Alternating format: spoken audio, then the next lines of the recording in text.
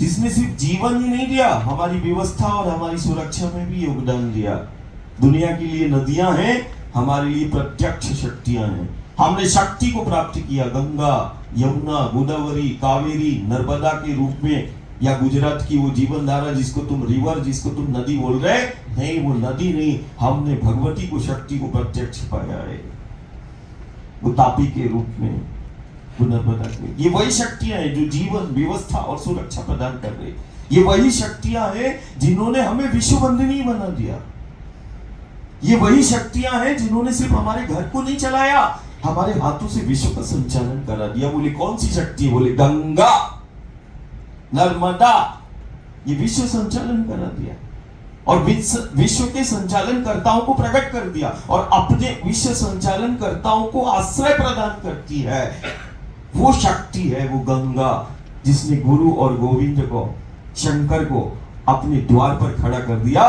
कोई ऐसी साधारण शक्ति थोड़ी ना होगी गंगा में कि जिसके द्वार पर गुरु, जिसके द्वार पर गोविंद, जिसके द्वार पर शंकर।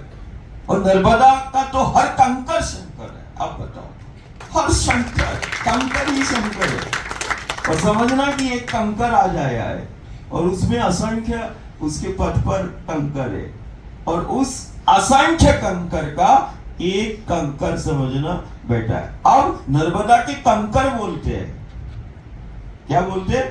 कंकर बोलते हैं, शिला बोलती, पत्थर बोलते हैं, पेड़ बोल, सब बोलते हैं उधर।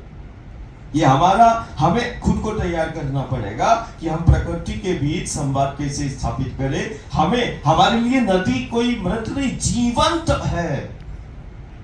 अरे जो हमें जीवन दे रही है वो भी तो जीवित होगी ना, वो जीवंत है। ये कैसे संवाद करे? और हमें चरित्र में हमने सुना है गंगा पुत्र विश्व, सबसे बड़ा आइडियल है, मॉडल है कि कैसे गंगा से संवाद किया और प्रसन्नता, संपन्नता, सुरक्षा, राष्ट्र की हो, प्रांत की हो, सुख हो, शांति हो, समृद्धि हो, वैभव हो, विराटता हो, सब उस संवाद से हुआ।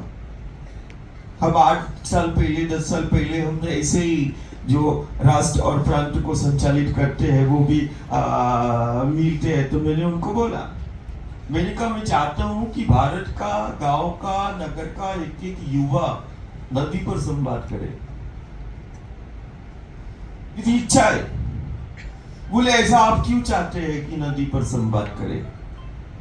मैंने कहा यदि गांव का, नगर का, देश का, प्रांत का युवा यदि किसी अपनी नदी, जो जिले की, प्रांत की, राष्ट्र की अपनी नदी पर यदि युवा संवाद कर रहा है, नदी पर संवाद कर रहा है, नदी को जानने का प्रयास कर रहा है, जिसको दुनिया नदी कह रही है, हमारे लिए जो शक्ति है, बोले ऐसा आप क्यों चाहते हैं कि देश का युवा नदी पर संवाद करे?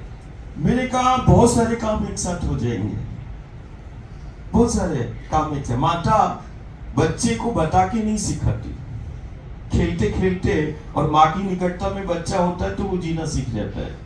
पक्षी को उड़ना किसने सिखाया?